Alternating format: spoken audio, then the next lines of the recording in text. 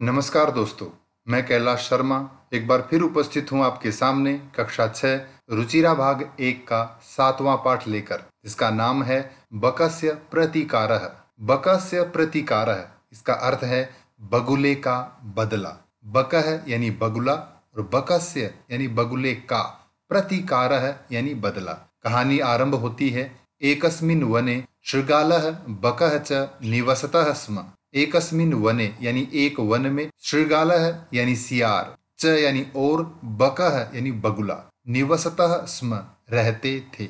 एक वन में एक सियार और एक बगुला रहते थे। आप चित्र में देख सकते हैं, ये सियार है और ये बगुला।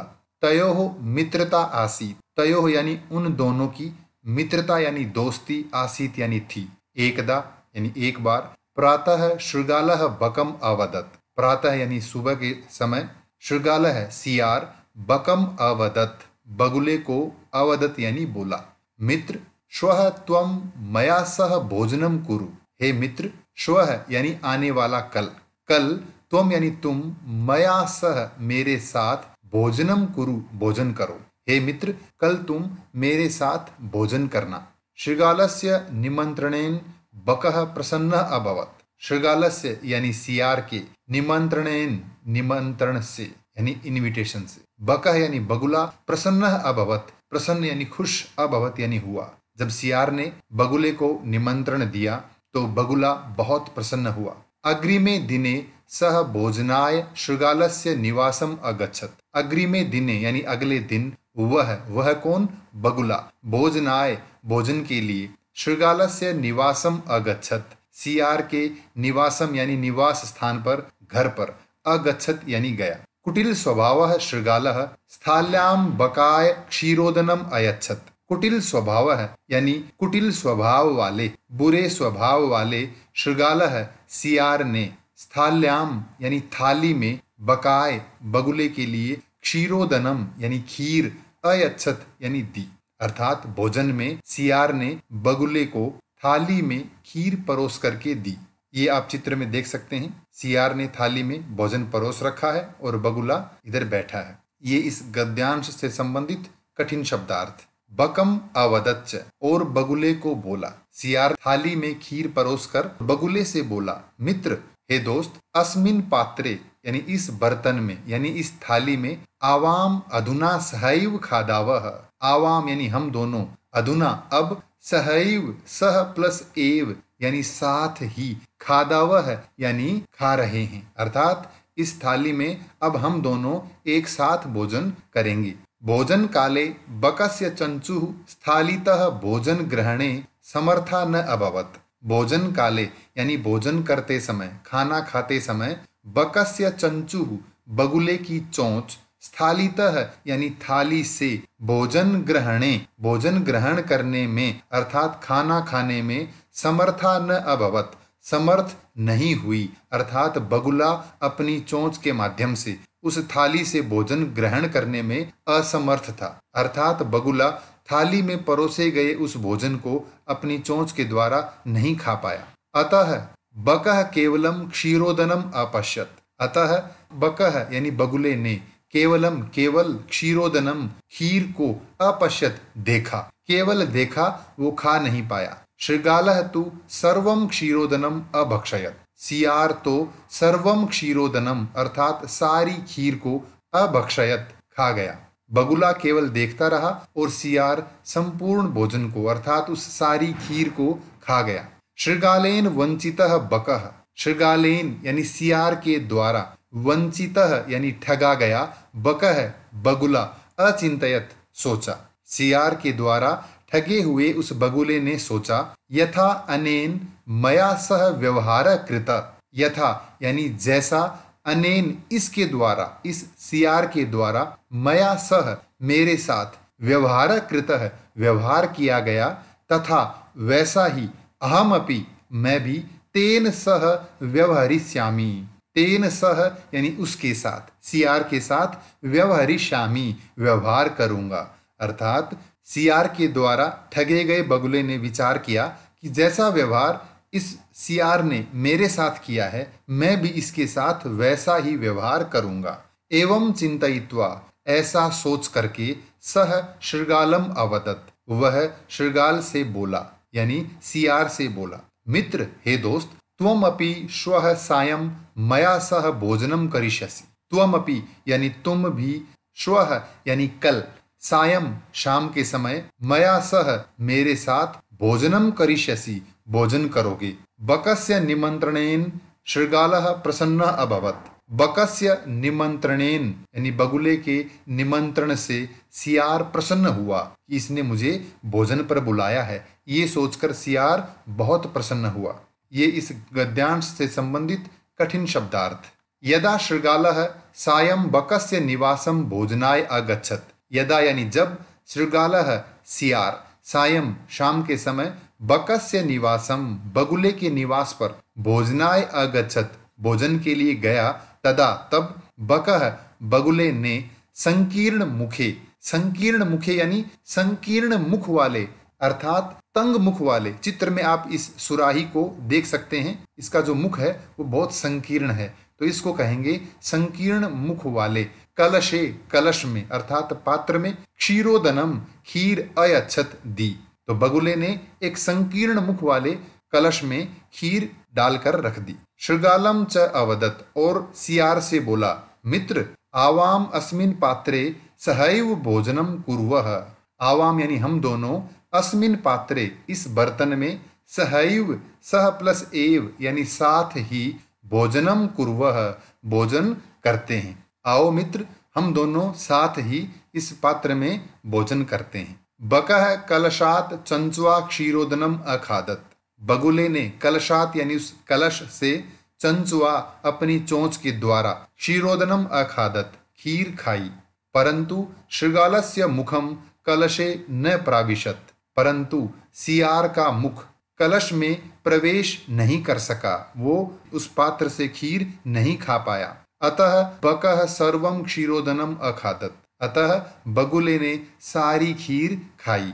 शृगालः च, और सियार, केवलम ईर्ष्या अपश्यत, केवलम यानी केवल, ईर्ष्या ईर्ष्या से, अपश्यत देखा। सियार ईर्ष्या से देखता रहा और बगुले ने अपनी चोंच के माध्यम से उस संकीर्ण मुख वाले पात्र में रखी हुई सारी खीर खा ली। शृगालः बकम प्रति यादृशम व्यवहारम अकरोत। सियार ने बगुले के साथ जैसा व्यवहार किया, बकः अपि बगुले ने भी, शृगालम प्रति शृगाल यानी सियार के साथ, तादृशम व्यवहारम कृत्वा, तादृशम यानी वैसा ही व्यवहार करके, प्रतिकारम अकरोत, प्रतिकारम अर्थात बदला, अकरोत यानी किया, यानी बदला ले लिया। उक्तम अपि, उक्तम प्लस अपि, और कहा भी है। श्लोक है, आत्म दुर्व्यवहारस्य फलम भवति दुखदम तस्माद् सद्व्यवर्तव्यम मानवेन सुखैषिणा। आत्म दुर्व्यवहारस्य यानी अपने द्वारा किए गए दुर्व्यवहार का, फलम यानी फल, परिणाम, दुखदम भवति दुखद होता है, अर्थात अपने द्वारा किए गए बुरे व्यवहार का नतीजा हमेशा बुरा ही होता है। तस्मात् इसलिए, सुखैषिणा मानवेन, सुखैषिणा यानी सुख चाहने वाले, मानवेन मनुष्य के द्वारा, सद्व्यवर्तव्यम अच्छा व्यवहार ही किया जाना चाहिए। यानी जो व्यक्ति ये चाहता है कि मेरे साथ भला हो, तो उस व्यक्ति को दूसरों के साथ अच्छा व्यवहार करना चाहिए, क्योंकि बुरे व्यवहार का नतीजा बुरा ही होता है। तो ये थी कहानी बकस्य प्रतिकारः। ये थे इस गद्यांश से संबंधित कठिन शब्दार्थ। अब हम चर्चा करेंगे अभ्यास कार्य पर।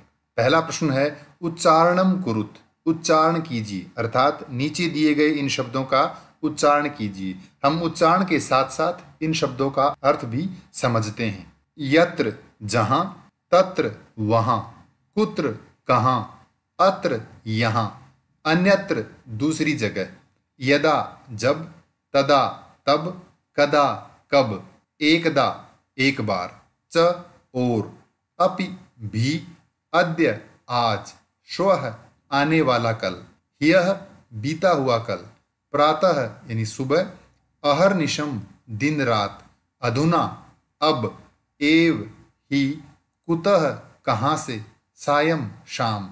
दूसरा प्रश्न है, मंजूषातः उचितम अव्यपदम चित्वा रिक्त स्थानानि पूरयत। मंजूषातः यानी मंजूषा से यानी इस पेटिका से उचित अव्यय पद चुनकर रिक्त स्थान भरिए। पहला है भ्रमणम स्वास्थ्याय भवति, घूमना स्वास्थ्य के लिए होता है यानी स्वास्थ्य के लिए अच्छा होता है। कब घूमना स्वास्थ्य के लिए अच्छा होता है? तो इन शब्दों में से देखें तो सही उत्तर होगा प्रातः, यानी प्रातः भ्रमणम स्वास्थ्याय भवति, प्रातः भ्रमण स्वास्थ्य के लिए लाभदायक होता है। सर्वदा सत्यम वद, हमेशा सत्य बोलो। त्वम कदा मातुल गृहम गमिष्यसि, तुम कब मातुल गृहम अर्थात मामा के घर, गमिष्यसि जाओगे, तुम मामा के घर कब जाओगे। दिनेशः विद्यालयम गच्छति, दिनेश विद्यालय जाता है। अहम अपि तेन सह गच्छामि, मैं भी उसके साथ जाता हूँ। अधुना विज्ञानस्य युगः अस्ति, अब विज्ञान का युग है। अद्य रविवासरः अस्ति, आज रविवार है। तीसरा प्रश्न है अधोलिखितानां प्रश्नानां उत्तराणि लिखत, नीचे लिखे गए प्रश्नों के उत्तर लिखिए। शृगालस्य मित्रम कः आसीत, सियार का मित्र कौन था। शृगालस्य मित्रम बकः आसीत, सियार का मित्र बगुला था। स्थालीतः कः भोजनम न अखादत, थाली से किसने भोजन नहीं खाया। स्थालीतः बकः भोजनम न अखादत, थाली से बगुले ने भोजन नहीं खाया। बकः शृगालाय भोजने किम अयच्छत, बगुले ने सियार को भोजन में क्या दिया अर्थात खाने के लिए क्या दिया। बकः शृगालाय भोजने क्षीरोदनम अयच्छत, बगुले ने सियार को भोजन के लिए क्षीरोदनम यानी खीर अयच्छत दी। शृगालस्य स्वभावः कीदृशः आसीत, सियार का स्वभाव कैसा था। शृगालस्य स्वभावः कुटिलः आसीत, सियार का स्वभाव कुटिल था। चौथा प्रश्न है पाठात पदानि चित्वा अधोलिखितानां विलोम पदानि लिखत, पाठ से शब्द चुनकर नीचे लिखे गए इन शब्दों के विलोम शब्द लिखिए। जैसे शत्रु मित्रम, शत्रु यानी दुश्मन, मित्रम यानी दोस्त। तो सुखदम दुखदम, सुखदम यानी सुख देने वाला, दुखदम यानी दुख देने वाला। शत्रुता यानी दुश्मनी, मित्रता दोस्ती। अप्रसन्नः यानी अप्रसन्न, प्रसन्नः यानी प्रसन्न। दुर्व्यवहारः यानी बुरा व्यवहार, सद्व्यवहारः यानी अच्छा व्यवहार। सायं यानी शाम, प्रातः यानी सुबह। असमर्थः यानी असमर्थ, समर्थः यानी समर्थ। पांचवा प्रश्न है मंजूषातः समुचित पदानि चित्वा कथाम पूरयत, इस पेटिका से उचित शब्द चुनकर कहानी पूरी कीजिए। तो हमने रिक्त स्थान भर के ये कहानी पूरी कर दी है। आइए पढ़ते हैं कथा। एकदा एकः काकः पिपासितः आसीत, एक बार एक कौवा प्यासा था। सह जलम पातुम, वह पानी पीने के लिए इतस्ततः अभ्रमत, इधर उधर घूमा। परम कुत्रापि जलम न प्राप्नोत, लेकिन कहीं पर भी जल प्राप्त नहीं हुआ। अंते यानी अंत में सह एकम घटम अपश्यत, उसने एक घड़े को देखा। घटे स्वल्पम जलम आसीत, घड़े में थोड़ा सा जल था। अतः सह जलम पातुम असमर्थः अभवत, अतः वह पानी पीने में असमर्थ हुआ यानी असमर्थ था। वह उस घड़े से पानी नहीं पी पाया। सह एकम उपायम अचिंतयत, उसने एक उपाय सोचा। सह पाषाणस्य खंडानि घटे अक्षिपत, उसने पत्थर के टुकड़े घड़े में डाले। एवं क्रमेण, इस प्रकार क्रम से घटस्य जलम, घड़े का पानी ऊपर ही आगच्छत, ऊपर आ गया। काकः जलम पीत्वा संतुष्टः अभवत, कौवा पानी पीकर संतुष्ट हो गया। अतः कहा है परिश्रमेण एव कार्याणि सिद्ध्यन्ति न तु मनोरथै, परिश्रम से ही कार्य सिद्ध होते हैं, अर्थात मेहनत करने से ही कार्य सफल होते हैं। न तु मनोरथै, न कि इच्छाओं से, केवल इच्छा करने से कार्य पूरे नहीं होते।